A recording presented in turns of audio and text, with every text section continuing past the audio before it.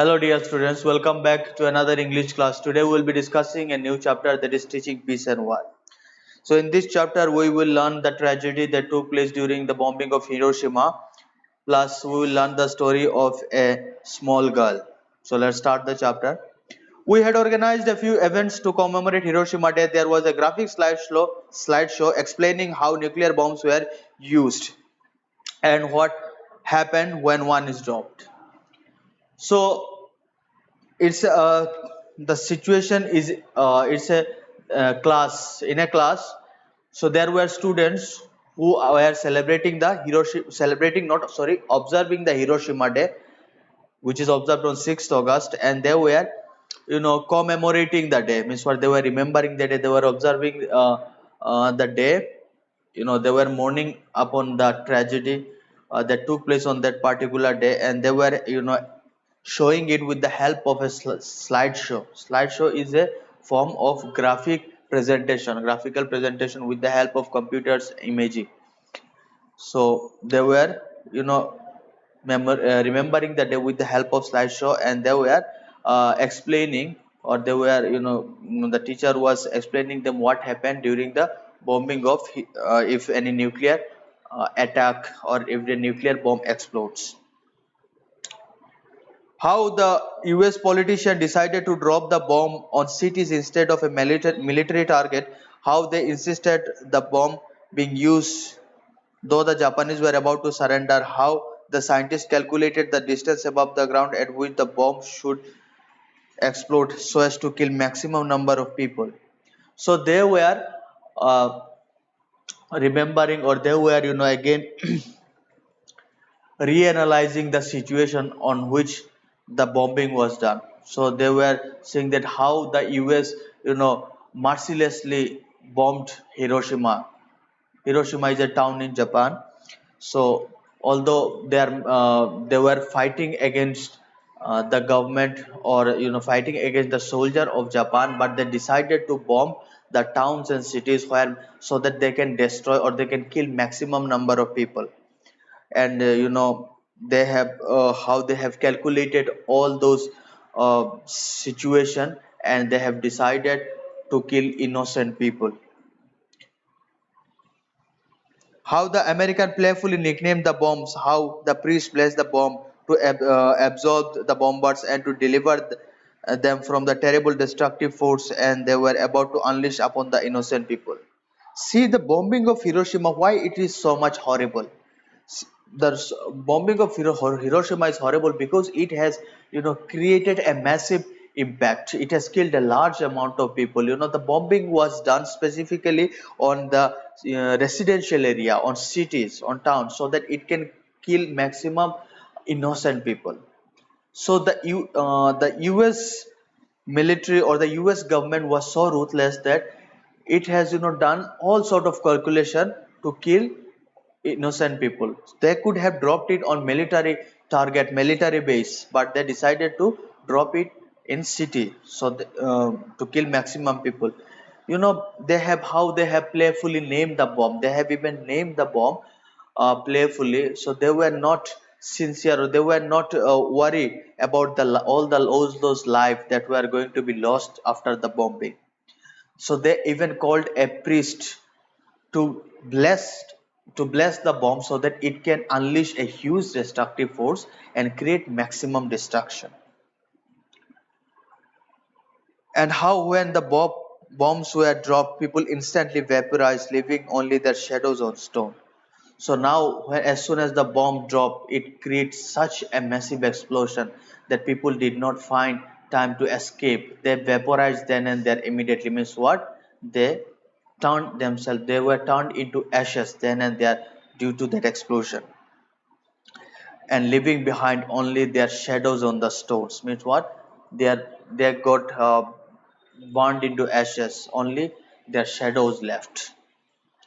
We read out the testimonies of nuclear war survivor, how women ran down the street crying out for their mother, crying out for water with their skin hanging on their lips, how people held their open mouth and trying to quench the tremendous thirst with the black rain that was falling, making indelible black marks as it fell.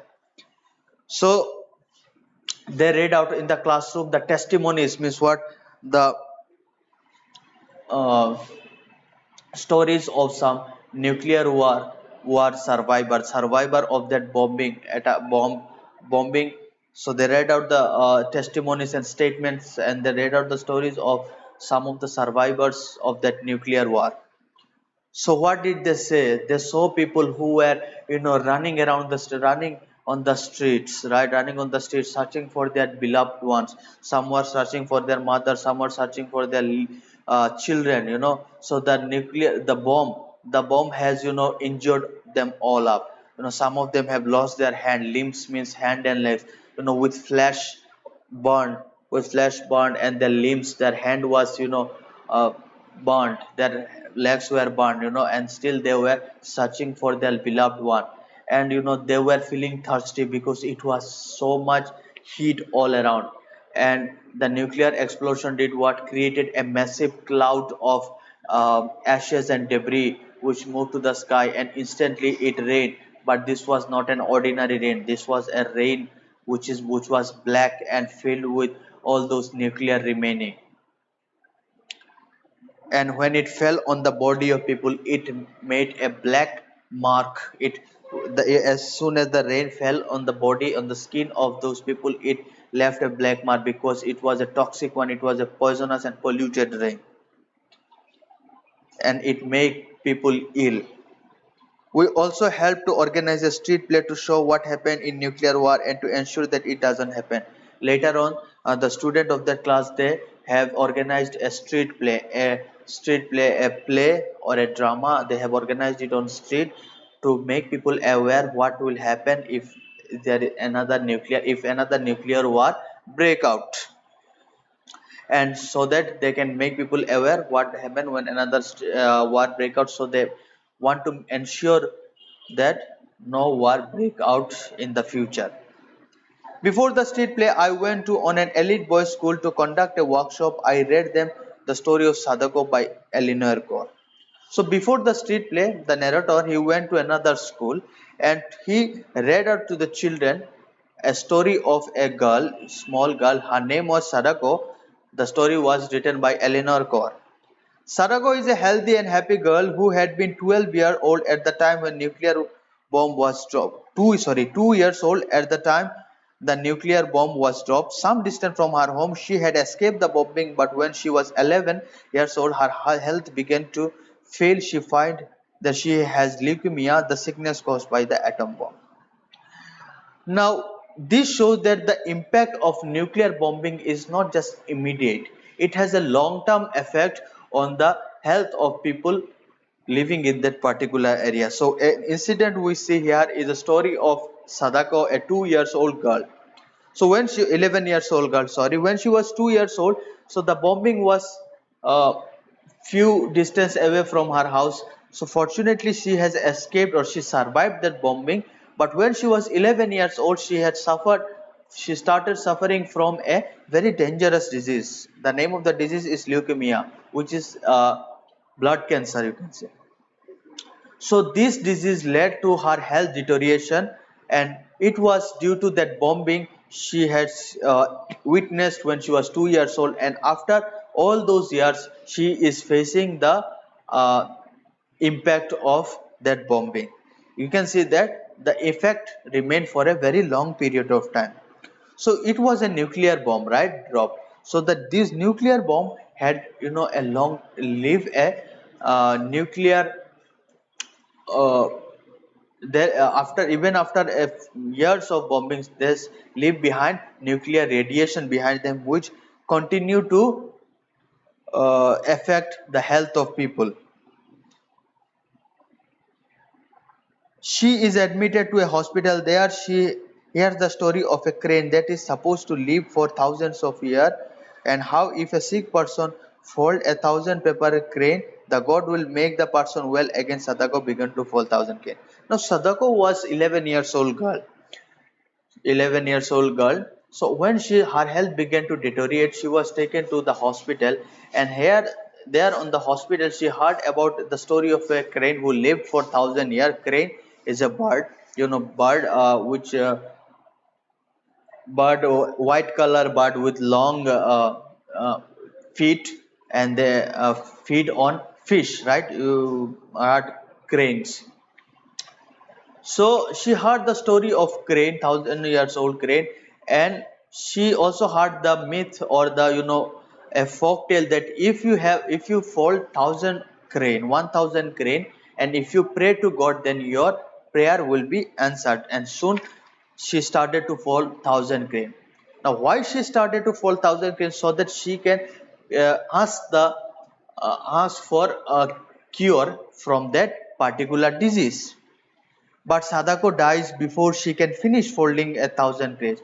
But before finishing to fold 1,000 crates, Sadako died. So her wish, her task remained incomplete. This is a true story, and Sadako is now memorialized by a statue in Hiroshima Peace Path, which inscribed with the line, "This is our cry, this is our prayer, peace in the world."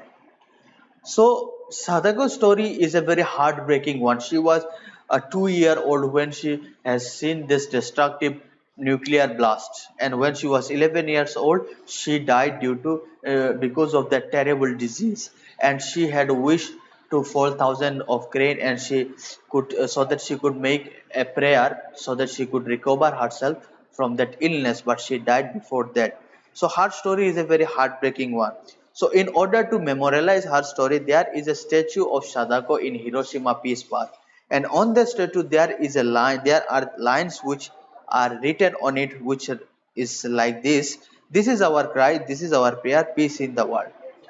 Now, Sadako, being a very young girl, very small girl, she also understood the importance of world peace. She also understood how war, shattered and devastated the life of common people. So she prayed, also prayed that the world remain free from those kind of war and nuclear blasts. After I read the story to a group of about 30 boys from standard 6, 7, and 8, we folded the paper crane. So the narrator, he was narrating the story of Sadako to the students of standard 6, 7, and 8. And after narrating the story of Sadako, they began to fold thousands of crane so that now they can pray and they can wish for world peace. So they can pray that further in future this kind of war does not take place. Then we had a discussion. I asked the children why we read the story and why folded the crane. They said that we have to remember what happened and we have to know how bad atom bombs are so that we can have world peace. So after folding the crane, now the narrator asked why we have read the story, what can we learn from the story, and why we have folded thousand of crane. Now student answered that we have read the story so that we can understand that how war affect the life of people, how war affect the life of destroys the life of people. So we have to understand that. So we have to say no to war, and we have folded thousand prayers so that we can pray to Almighty so that He can save us from that war. Even those little kids are aware that war is does no good to no people. Then I asked them, how many of you think that India should drop atom bomb on Pakistan? More than half of the boys raised their hand shouting, yes, yes, bomb them. Now the narrator asked to the student, how many of you think that India should drop a bomb on Pakistan? So the rivalry between India and Pakistan is very much, well known. So immediately then and there, more than half of the boys they raised their hand and said, "Yes, we should bomb Pakistan and we should destroy them." See, although the kids they did not like the idea of war and bombing, yet they were also convinced that the solution uh, of dispute between two countries is war. So this shows that the children learn from elderly people. So they have seen that the elderly people settle their dispute with war. So they also get conditioned, or they also learn that war can be the solution of that dispute. But is it so? is war. Now what will happen if suppose India has dropped a bomb of Pakistan, a bomb on Pakistan? So we are fighting, India is fighting a war not against the people of Pakistan. If he is fighting a war, if two countries are fighting a war, they are not fighting against the normal people. People like you, people like me, we struggle to survive. We struggle to meet our daily needs, meet our family needs, meet the need of our children, meet the need of our parents, right? We fight our own war daily. We are not interested in fighting a war with other countries. So when two countries fight, the government fight, the uh, soldiers fight, the army fight.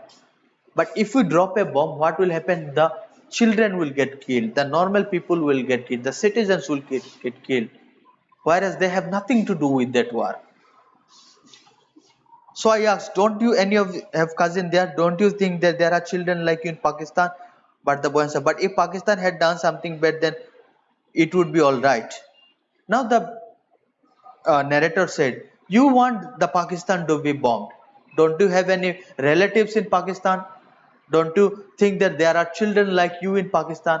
What will happen to their lives if you bomb them?"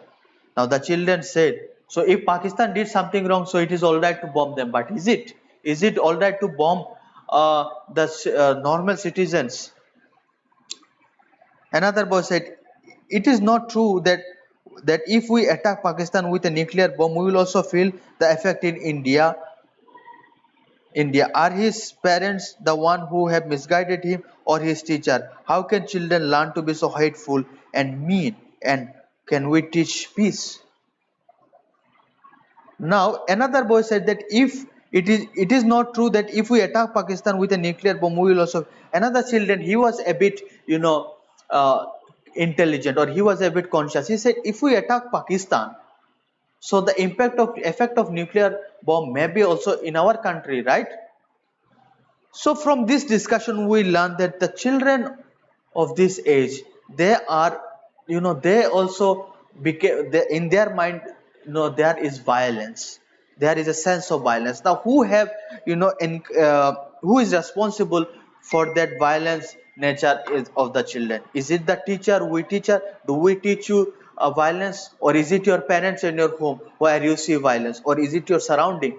Who is responsible, or is it the TV or the media or the thing that you watch in television screen or phone screen, or is it that what is actually responsible for the violent mind of that young children? So is it too late for you to understand that war is never the solution, peace is the solution? Is it necessary to fight a war to establish peace? So who is responsible for that wall behind, for all those war? Who is responsible for that? So this is the story of Sadako by Eleanor Kaur, where she, before her death, tried to teach you the importance of peace.